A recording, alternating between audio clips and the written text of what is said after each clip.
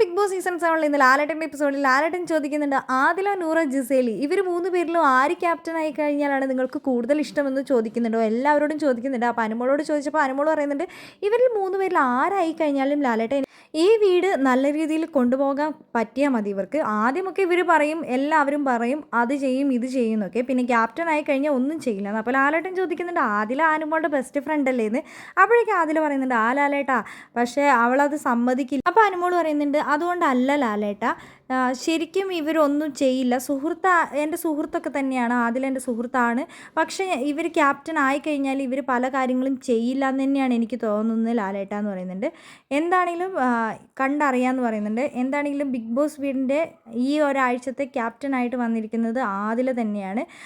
വളരെ രസകരമായ ഒരു ടാസ്ക് തന്നെയാണ് ബിഗ് ബോസ് കൊടുത്തത്. അത് കഴിഞ്ഞപ്പോൾ ജിസേൽ പറയുന്നുണ്ട്, ആ ടാസ്ക് ചെയ്തിട്ട് തല ഇറങ്ങുന്നുണ്ട്. ജിസേലും അതേപോലെ തന്നെ ലക്ഷ്മിയൊക്കെ നല്ല രീതിയിൽ തന്നെ പെർഫോമൻസ് കാഴ്ചവെച്ചിട്ടുണ്ട്.